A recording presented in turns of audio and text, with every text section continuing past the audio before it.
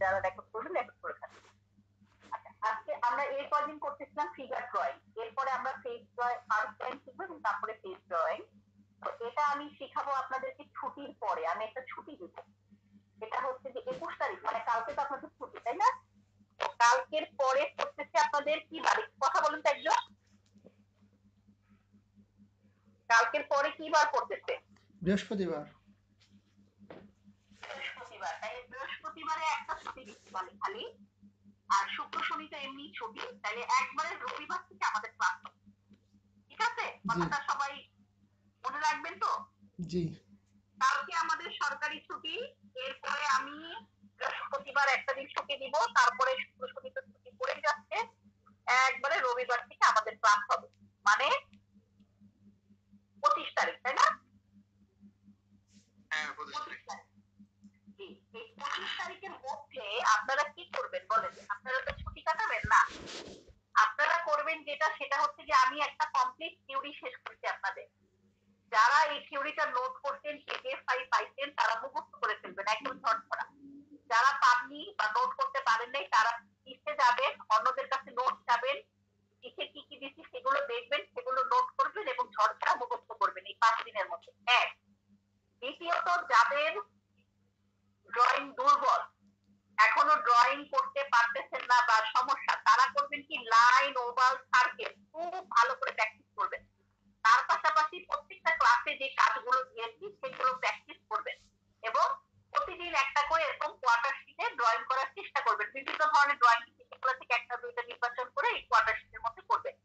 এটা হচ্ছে এই 5 দিনের আপনাদের কাজ। হ্যাঁ, 5 দিনে যদি এটা কমপ্লিট করেন তাহলে পরবর্তী ক্লাসগুলো কিন্তু সুইচ হবে, মানে আপনারা ক্লাসের সাথে ক্লাস করতে পারবেন, জমায় রাখার মতন কিছু নেই। ঠিক আছে, আমরা নতুন কিন্তু একটা মানে ইয়েতে চলে যাব, চ্যাপ্টারে চলে যাব। চ্যাপ্টার বলতে বোঝাচ্ছি আমি যে থিওরি, সেই থিওরি হচ্ছে আমি পুরো নতুন একটা সাবজেক্ট নিয়ে আবার আলোচনা করব এই ছুটির পর থেকে। এবং ড্রয়িং তো যা চলছে আমাদের চলবে, এবং মোটামুটি চেষ্টা করবো আমি যাতে এই মাসের মধ্যে ড্রয়িংটা আসছে সেই সাবজেক্ট আমি কমপ্লিট করতে পারি, না হলেও সর্বোচ্চ 5-7 দিন সময় নিব, হয়তো বা ফেব্রুয়ারি তো শেষ হয়ে গেল। আচ্ছা, আজকে দেখেন আমরা বিভিন্ন ধরনের দৃষ্টি, যে ধরনের ফিগার গুলো থাকে বিভিন্ন মোটিভে থাকে, সেগুলো কিভাবে ড্রয়িং করতে হয় আমি তা নিয়ে আলোচনা করি। দৃশ্যে আমরা 2 রকমের ফিগার দেখি। হ্যাঁ, যে কোনো প্রাকৃতিক দৃশ্য বলেন বা যে কোনো দৃশ্য বলেন, 2 রকমের ফিগার। একটা হচ্ছে অনেক দূরে, অনেক দূরে, মানে যার চোখ নাক মুখ দেখা যায় না, বাট বোঝা যায় একটা মানুষ আছে এবং কি করছে সেটাও বোঝা যায়। আরেকটা ফিগার দেখি মোটামুটি চোখ নাক মুখ আছে, কিন্তু কখনোই খুব বেশি স্পষ্ট ফিগার আমরা দৃশ্যে কিন্তু দেখি না, যে একদম আপনি খুব ভালো করে দেখতেছেন, ওইটা একমাত্র ফিগার ড্রয়িং বা ফেস ড্রয়িং এ দেখি। আরেকটা দেখি অনেক দূরে, একদম বোঝা যাচ্ছে একটা ফিগার, বাট মানে কিছুই নাই, ধরেন একটা জাস্ট শেপ, তাই না? তাহলে দেখেন যে কোনো ফিগারই আপনি আঁকেন, অনেক দূরে আঁকেন, কাছে আঁকেন, এই যে একটা লাইন দিলাম, লক্ষ্য করেন আপনাদের এই ভুলগুলো আজকে থেকে একেবারে যেদিন পরীক্ষা দিবেন সেদিন পর্যন্ত আপনারা করবেন।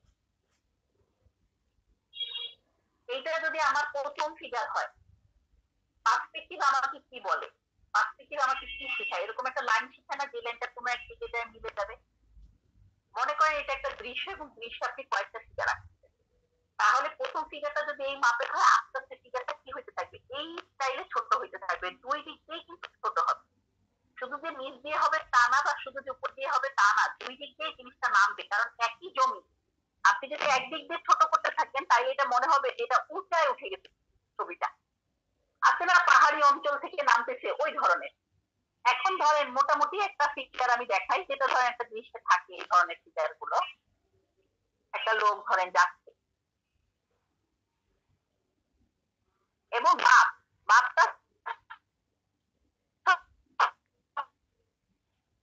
সবসময় ওই যে যে মাপ আমি দেখাইছি, যে হ্যাঁ, যে ওভাবে আপনাকে ড্রয়িং করতে হবে। আপনি কম বেশ করতে পারেন, যে ওভাবে একটু কম বেশ করেও করতে পারেন, কিন্তু আপনাকে আপনার ড্রয়িং এর মাপটা ঠিক রাখতে হবে সবসময়, কোনোভাবেই মাপের ভুল করা যাবে না।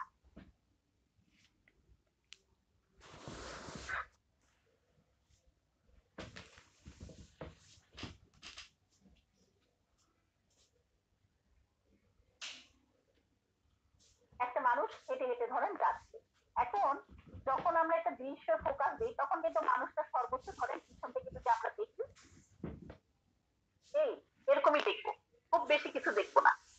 এখন ধরেন এর থেকে কিছু মাইল দূরে একটা মানুষ আছে, আমরা পার্সপেক্টিভ একদম লাইন দিয়ে জিনিসটা চিন্তা করি।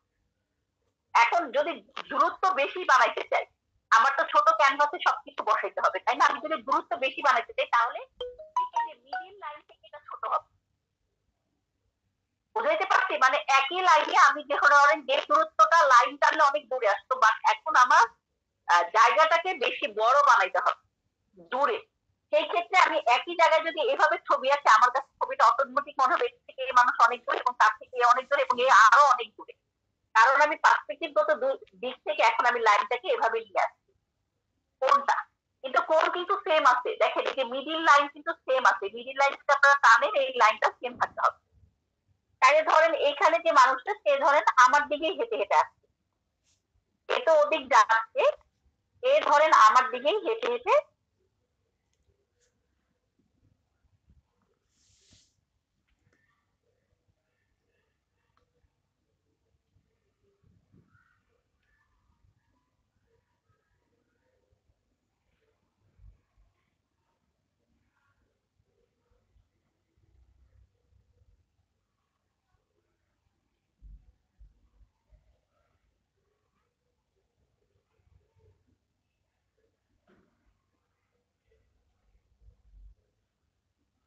আমার দিকে হেঁটে হেঁটে আসতেছে, আসে না যে একটা মানুষ ধরেন যাচ্ছে, একটা মানুষ আসতেছে, যখন রাস্তা একটা সচল দৃশ্যের মধ্যে কি হয় দেখেন অটোমেটিক বোঝা যাচ্ছে যে এ কাছে এ দূরে। আমাদের সাবজেক্ট যখন নির্দিষ্ট আমি একটা দৃশ্য আঁকবো, আমি কিন্তু দৃশ্যের নির্দিষ্ট এক জায়গায় দাঁড়ায় থাকবো এবং সেখান থেকে আমি সবকিছু দেখবো, তাহলে আমি কিন্তু এই অ্যাঙ্গেলটাতেই দেখবো, আমি কিন্তু অ্যাঙ্গেল পরিবর্তন হয় না দৃশ্যের মধ্যে। এখন ধরে নেন এর থেকে বেশ কিছু পিছনে আরেকটা মানুষ আছে, আরেকটা মানুষ যাচ্ছে এবং এই মানুষ করছে কি, এই মানুষ হচ্ছে মাথায় কিছু নিয়ে যাচ্ছে।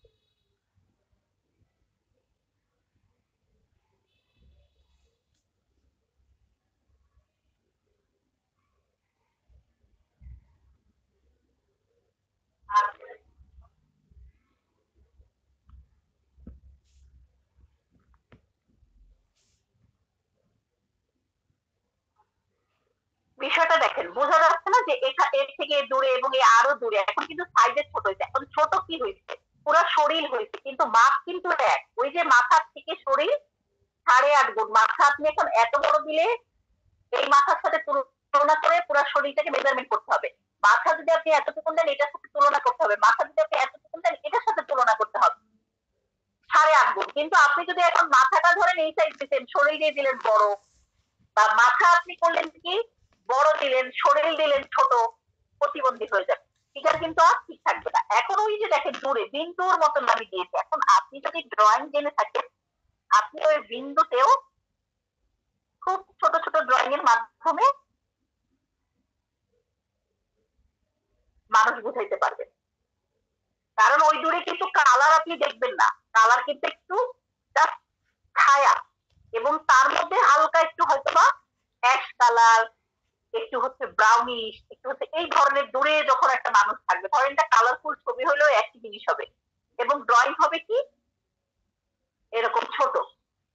তাহলে দেখেন একই দৃশ্যে আমার মানুষগুলো কিন্তু অনেক দূরে চলে গেছে এবং দূরে যাওয়ার সাথে সাথে তার ড্রয়িং এর মধ্যে পরিবর্তন হচ্ছে। একে যেমন আমরা কিন্তু একে আরো দেখবো, কেমন আরো দেখবো, যেমন এর শরীরে কোথায় ভাঁজ করছে, একে আদৌ কোনো প্রিন্টেড কাপড় পরছে, ধরে নেন একটা প্রিন্টেড কাপড় পরছে, হম, এ পায়ে কি পরছে, কি ধরনের জুতা পরছে, এবং অবশ্যই তার যে একটা শ্যাডো, সেই শ্যাডোটা কিন্তু থাকবে, এই মানুষেরও শ্যাডো থাকবে, এরও থাকবে এবং এরও থাকবে।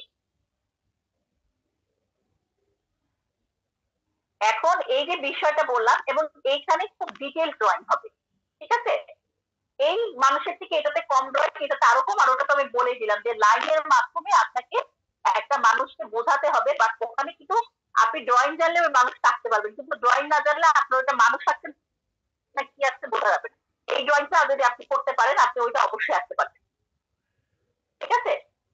দ্বিতীয়ত স্কেচ, আপনাদেরকে আমি স্কেচ শিখেছিলাম, এর আগে কিভাবে করতে হয় আজকেও একটু দেখাবো, কারণ হঠাৎ করে আপনাদের কোশ্চেনের মধ্যে একটা স্কেচ থাকতে পারে।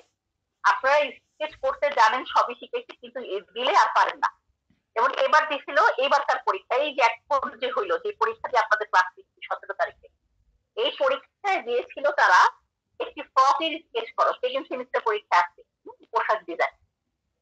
তো আমি নিজেই সন্তুষ্ট হই নাই, ওনারা যে পাস করাই দিবে এটাই অনেক বড় ব্যাপার, যে পাস করাই দিচ্ছে আর কি করেন, কারণ আমার নিজেরই মনে হচ্ছে এদেরকে পাস করানো উচিত না।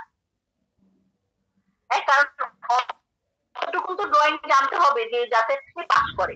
এখন কেন বললাম, দেখেন এই স্কেচটা শিখাই আপনাদের, দেখাই যেমন এটা তার চুল, হ্যাঁ চুল হলে চুলের গঠন অনুযায়ী আপনাকে স্কেচটা কমপ্লিট করতে হবে। প্রথমে আপনি পুরাটা দিয়ে নেন, তারপরে কিছু কিছু জায়গা কানে স্কেচ করেন, আপনি যে টোন শিখছেন সেই টোন অনুযায়ী দিতে পারেন, বা আপনি ডিফারেন্ট একটা টোন এখানে ইউজ করতে পারেন, কোনো সমস্যা নাই।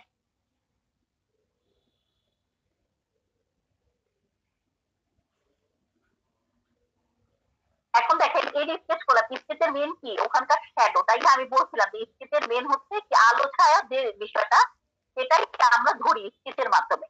তাই এই যে মানুষটার কোথায় আলো পড়লো কোথায় ছায়া পড়লো, আমি যদি না ধরে শুধু ওরকম একটা লাইন দিয়ে রাখি, তাহলে ওইটা কি স্কেচ বলা যায়? ওটা তো দাগ, স্কেচ না।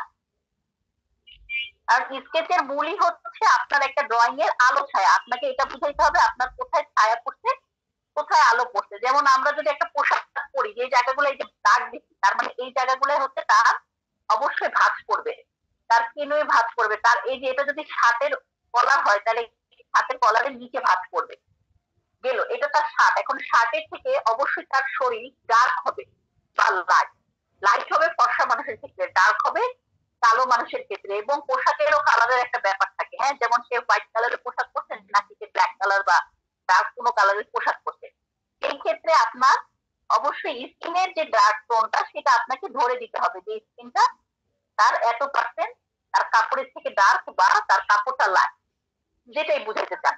এখন ধরেন এই যে তার ড্রেসটা আসছে, এখন এই যে ড্রেসটা যে আমি ডিজাইনটা দিচ্ছি, এই ডিজাইন অনুযায়ী আমাকে আগে একটা আর এই স্কেচের যে টোনটা সেই টোন ইউজ করে একটা টোন দিতে হবে।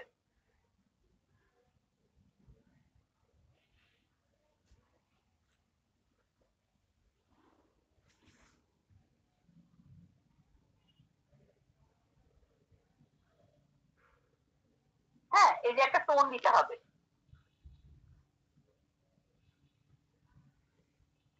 দেখেন দিলাম। এখন হচ্ছে তার এই যে এই জায়গাটা আমি কিন্তু ভাঁজ বুঝাইছি, এবং এটাতে ভাঁজ অবশ্যই হবে, কারণ এটা তার শার্টের নিচের অংশ, তাই না? একটা পোশাকের উপরে নিচের একটা অংশ, তাইলে এই অংশটা সবচেয়ে গাঢ় হবে, এবং তারপরে এদিকটা একটু লাইট হবে, অবশ্যই হাঁটুর এই জায়গাটা সবচেয়ে লাইট হবে।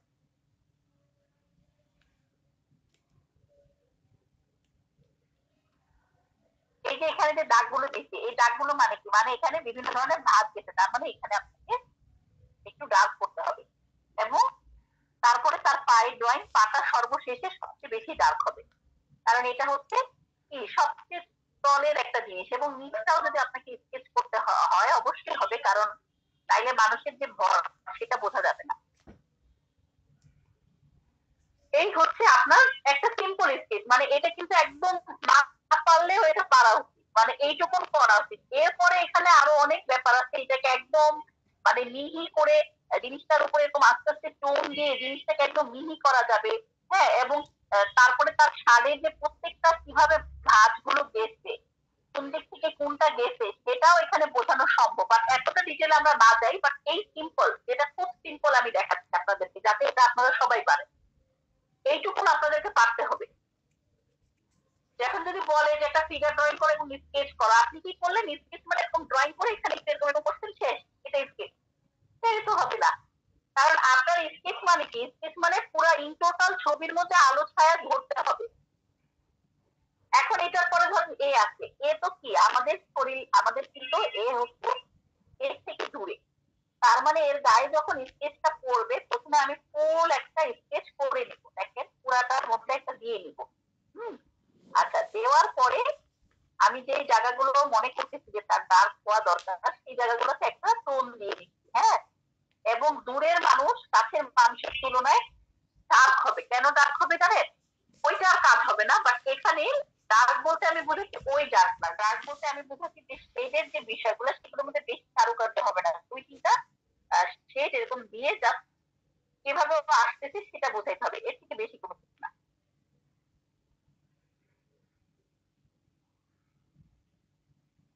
এই এখন এই লোকটা, এই যে ব্যক্তিটা, এই ব্যক্তিটা তো এই লোকটা থেকে একটু দূরে, তাই না? তাহলে এর এখানে কাজ বেশি হবে, কোনো কারণে যদি আমি এখানে কাজ বেশি করে ফেলি তাইলে আবার ঘুরে আসে আমাকে এখানের মধ্যে হাত দিয়ে কাজ করতে হবে, এবং প্রত্যেকবারে পেন্সিলটাকে খুব সফট রাখতে হবে। সফট বলতে কি? সফট বলতে আপনি যখন দাগ দেন, লক্ষ্য করেন আমি কি বুঝাচ্ছি, এই হচ্ছে একটা দাগ, এই দাগের উপরে আপনি কিছু করতে পারবেন না, হ্যাঁ, কারণ এটা এই পেন্সিলের প্রেশার পড়ে গেছে, খাতা দেবে গেছে, খাতার মধ্যে এটা স্কেচ দিয়ে দিচ্ছে।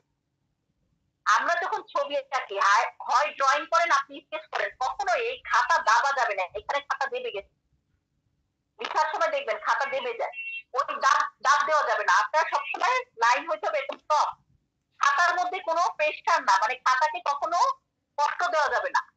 খাতাটা এখানে এখানে দেবে গেছে, যে বোঝা যায় কিনা জানি না, বাট এখানে হচ্ছে খাতাটা একটু নিচে ঢুকে গেছে, এই দাগ কিন্তু আমি এরেজও করতে পারবো না।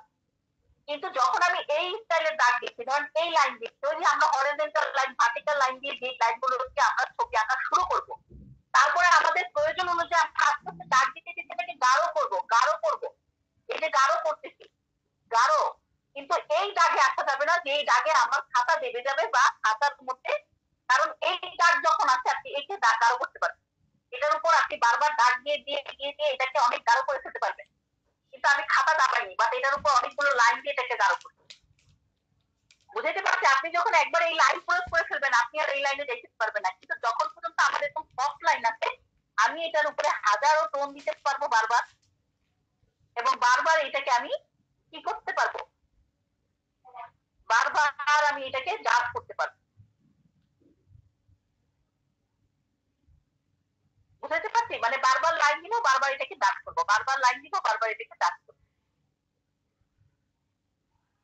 হ্যাঁ, যেমন ধরেন যে চুলে দিচ্ছি, ধরেন চুলটা আমি যদি মনে করি যে না আমার আর একটু ডার্কের প্রয়োজন, আমি ডার্কটা সন্তুষ্ট না, আমি চাইলে এভাবে ডার্ক করতে পারবো, একটা পেন্সিল দিয়ে সম্ভব, এখানে 4-5টা পেন্সিলের প্রয়োজন নাই, 4B দিয়ে কাজ শুরু করবেন, 4B দিয়ে কাজ শেষ। আচ্ছা, এরপরে দেখেন এর পিছনে আরেকজন আছে, যখন এই ধরনের ফিগার থাকবে এটাতে আমি জাস্ট একটা টোন দিব, দেখেন এই যে টোন দিচ্ছি, হ্যাঁ, এই টোনটার কিছু কিছু জায়গা, যে জায়গাগুলো আমি মনে করতেছি যে মানুষের ছায়া পড়ছে সেই জায়গাগুলো জাস্ট ডার্ক করে দিব, এই ড্রয়িং শেষ। ড্রয়িংও করলেন, স্কেচও করলেন, এবং আপনি কাছে দূরের যে পার্সপেক্টিভ, এখানে একসাথে আমি 3-4টা জিনিস আপনাদেরকে বোঝালাম। একটা হচ্ছে কাছে থেকে মানুষ যখন দূরে গেল, এবং এই প্রত্যেকটা ফিগার, এই প্রত্যেকটা ক্যারেক্টার, এই ধরনের ক্যারেক্টার গুলো আপনাদের দৃশ্যের মধ্যে থাকবে, দৃশ্যের মধ্যে পাবেন।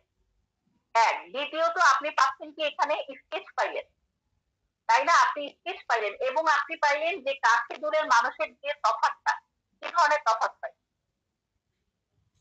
ঠিক আছে? এই সমস্ত কিছু আপনার একটা ড্রয়িং এর মধ্যে কিন্তু থাকবে, এবং একটা ড্রয়িং এ এরকম করে যদি কয়েকটা ফিগার দেখাইতে পারেন, ধরেন বাসা বাড়ি তো দেখাইলেন, তার পাশাপাশি এরকম কয়েকটা ফিগার দেখাইলেন, আপনি ফিগার ড্রয়িং যান, আপনি কিন্তু ওখানে এমনি মার্ক বেশি পাবেন, ঠিক আছে? আচ্ছা, আমরা এখন আসি আরো কয়টা ফিগার দেখাই, এটা তো আসছে, এদিকে আরো কয়টা দেখাই, একটু ডিটেল কিছু ফিগার দেখাই। যেমন কলসি কাঠি মহিলা, এই ফিগারটা কিন্তু থাকে, ওই যে শরৎকালের দৃশ্য, শরৎকালের নদীর ঘাট, কলসি কাঠে গায়ের বধূ, এই সবগুলোই কিন্তু এই কলসি কাঠে যে মহিলা সেই মহিলা থাকবে। তাইলে আমরা আমাদের এই ভার্টিক্যাল লাইন এবং হরিজন্টাল লাইন ব্যবহার করে দিতাম, হ্যাঁ, আমরা অনুপাতে ডিগ্রি ওই যে মাথার সাথে তুলনা করে কি 8.5 গুণ তার শরীর, সেই মাপ অনুযায়ী আমরা কাজ শুরু করবো, লাগলে আপনারা মাপ দিয়ে দিবেন, ঠিক আছে? দেখেন কলসি ডানে হইতে পারে, বামে হইতে পারে, সেই অনুযায়ী ড্রয়িং পরিবর্তন হবে। ম্যাম 8.5 গুণ মাপটা আরেকবার একটু দেখাই দিবেন? আচ্ছা, দেখাবো, ওই কলসিটা সেটা দেখাইনি, হ্যাঁ, তারপরে দেখাচ্ছি, পাশে দেখাচ্ছি, পাশে এই যে তার হাত দিলাম, আগে তার বডিটা আমি আঁকবো, যখন কলসি কাছে থাকে একটা মানুষের বা একটা ওয়েটফুল জিনিস এই পাশটায় থাকবে, শরীরের কাঁধ, মানে যে জায়গাটা আপনি রাখবেন, কাঁধে রাখলে কাঁধ, কোমরে রাখলে কোমর, সেই জায়গাটা উঠে যায়। উঠে যায় বলতে আমি কি বোঝাচ্ছি, যেমন দেখেন এই যেখানে ছবি দেখলে বুঝবেন, যেমন কলসিটা এই জায়গায় রাখে তাই না, কলসি তার কাঁধের উপর রাখে না, যেমন কাঁধের উপর বস্তা উঠায়। আচ্ছা,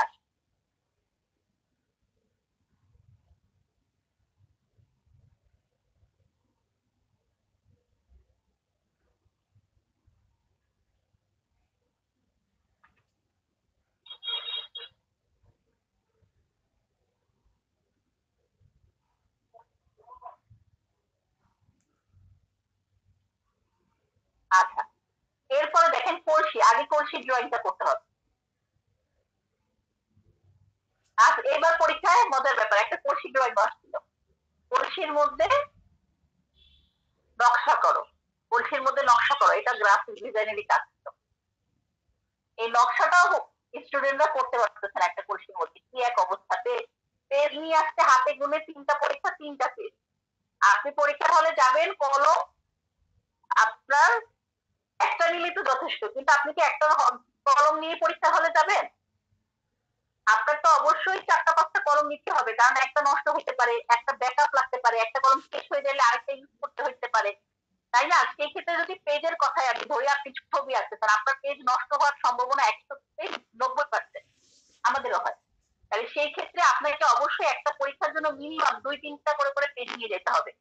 3টা পরীক্ষা হলে মিনিমাম 10টা পেজ আপনার সাথে থাকতে হবে, যাতে করে আপনার ব্যাকআপটা নিতে পারেন। তাদের 3টা কোশ্চেন আছে, তার আঁকার মতন পেজই নাই তাদের, কারণ তারা গুনে গুনে একটা করে পেজ নিয়ে আসে। হ্যাঁ, তখন কি হয়েছে, ওই একটা পেজেই 3টা জিনিস আসছে, তাহলে জিনিসটা হইলো সিরিয়াসনেসের তো দরকার আছে সবকিছু। এখন দেখেন, যখন কলসি আকাশে মেন গঠন দেওয়া আছে, এখন আমি তার প্রত্যেকটা অংশ দিব। যেমন প্রথমে আমি হাত দিয়ে যদি শুরু করি, ধরে নেন এটা তার ব্লাউজ, এখান থেকে তার হাত, এটা হাতের প্রথম অংশ। প্রথম অংশ হয়ে তার যখন কলসিটা তার কাছে, তার মানে কলসিটা সেভাবে কি করবে, ধরবে, তাই না? এই, আচ্ছা, এইদিকে যদি আমি চিন্তা করি একটা হাত আছে, তাহলে দেখেন এদিক থেকেও কিন্তু হাতটা এসে এই যে প্রথম অংশ, হাতের দ্বিতীয় অংশ, এই ধরলো, এটা হচ্ছে তার কলসি, এখানে তো দাগটা থাকবে না। এখন ফুল ফিগারটাকে ড্রয়িং করি, ধরেন এটা যে বড় বা গায়ের মহিলারা যখন রাস্তা দিয়ে হাঁটে, তখনও দেখবে না যে তারা ঘোমটা ছাড়া হাঁটে, সবসময় তাদের শরীরে কিন্তু ঘোমটা থাকে। হ্যাঁ, তাহলে ঘোমটাটা যদি এদিক থেকে যায়, জিনিসটা এভাবে করে উঠে এদিকে নাম, হ্যাঁ, নেমে হাতলটা পিছনে আপনি এভাবে নামাইতে পারেন, চাইলে নাও নামাইতে পারেন। আচ্ছা, দেখেন এখান থেকে তার শাড়ির একটা অংশ, এখান থেকে তার শাড়ির আরেকটা অংশ, ভিতরে তো পা দেখা যাবে না, তাই না?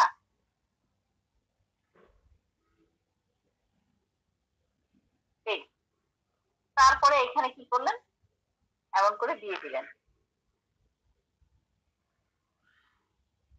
এই হলো গায়ের বধূ। এখন তাকে আপনি চোখ, নাক, মুখ, কান আপনার মতন করে পড়ান। এগুলোতে কিন্তু অত ডিটেল চোখ, নাক, মুখ, কান থাকে না, কারণ দেখা যায় যে এই ছবিগুলো কি হয়, আপনার একটা গ্রামের দৃশ্যের সাথে একটা মহিলা হাঁটতেছে, তো এখানে কিন্তু একদম ওই যে চোখের ভাঁজ, চোখের ধরেন একদম যে চোখের ড্রয়িং শিখাবো ওই ধরনের চোখ কিন্তু এখানে ব্যবহার হয় না।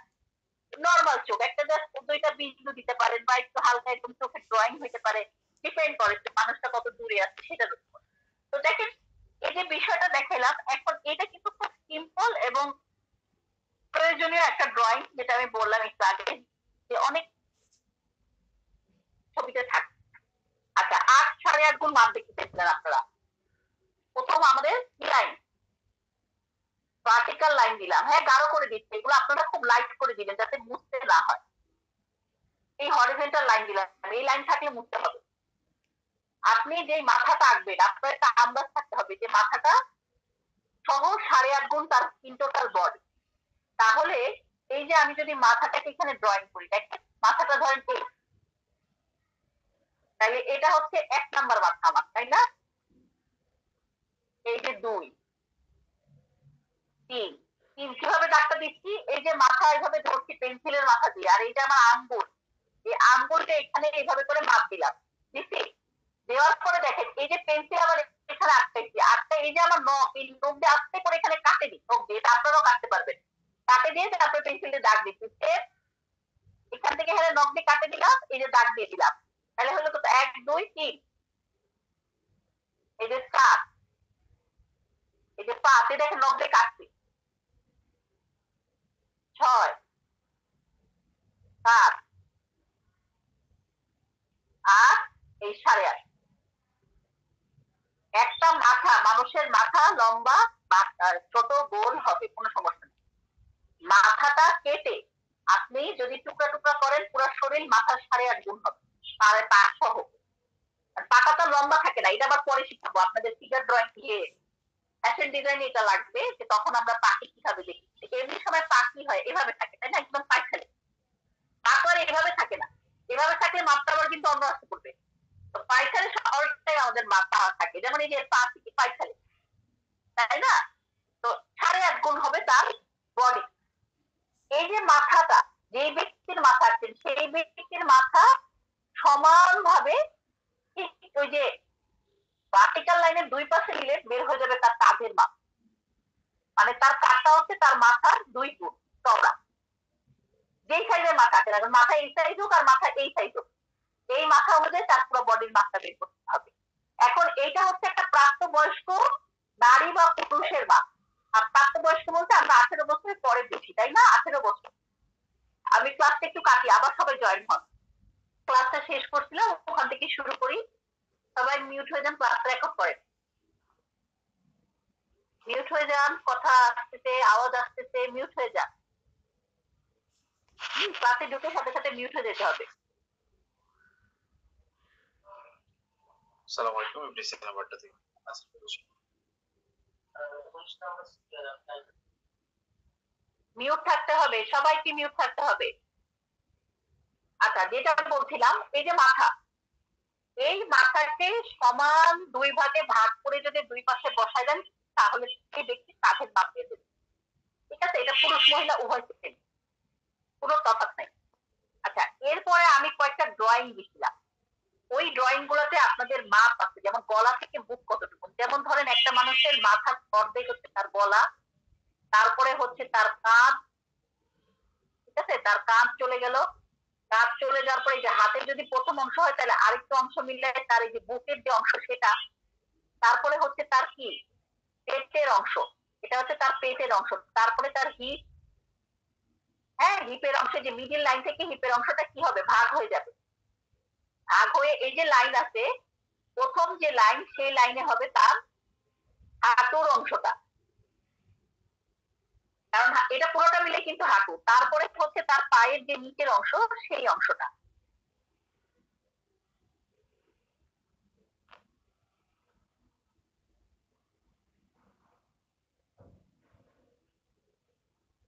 এই হচ্ছে তার পা। এখন একটা মানুষের হাত কোথায় শেষ হয়, প্রত্যেকটা মানুষের হাত এই জায়গায় শেষ হয়। আচ্ছা, হাতের ঠিক মিডল লাইনে হচ্ছে তার প্রথম হাতের একটা অংশ, দেখেন, লক্ষ্য করেন, তার প্রথম লাইনের অংশ। আচ্ছা, তারপরে হচ্ছে তার দ্বিতীয় লাইনের অংশ, কিন্তু দ্বিতীয় লাইনে এখানে তার হাতের যে এই অংশটা, সেটাও এই লাইনের মধ্যেই পড়ে যায়। ঠিক আছে, সেম হচ্ছে এই পাশে যে অংশটা, এই অংশটা প্রথম অংশ, তার দ্বিতীয় অংশ, তার তৃতীয় অংশ। এখন ধরেন এটা হচ্ছে একদম 99% মানুষের ফিগারের মাপ, বা 98%, কিন্তু ডিফারেন্ট আছে। যেমন কিছু মানুষের হাত পা লম্বা হয়, একটু লম্বা হয়, কিছু মানুষের ধরেন একটু কাঁধ লম্বা হয়, কিন্তু এই মাপের মধ্যে কিন্তু জিনিসটা হয়। খুব বেশি একদম আহামরি বিরাটের মতো লম্বা হয়ে যাবে এরকম কিছু না, 19-20। এটা আপনি যদি ড্রয়িং জানেন, আপনি যদি মাপ জানেন, আপনি যদি এভাবে প্র্যাকটিস করেন, আপনি অটোমেটিক সেটা আসতে পারেন। কারণ মূল মাপ বের হয় তার মাথা থেকে, এই মাথাটা চেঞ্জ হয়ে যাবে, অটোমেটিক বডির মাপ চেঞ্জ হয়ে আসবে। হ্যাঁ, কারণ এই মাথাটা হচ্ছে আমাদের মেন মাথা, আমাদের সবচেয়ে ইম্পর্টেন্ট একটা বিষয়। তো যাদের দেখবেন একটু লম্বাটে টাইপের ফেস, দেখবেন শরীর একটু লম্বা চওড়া, তাই না,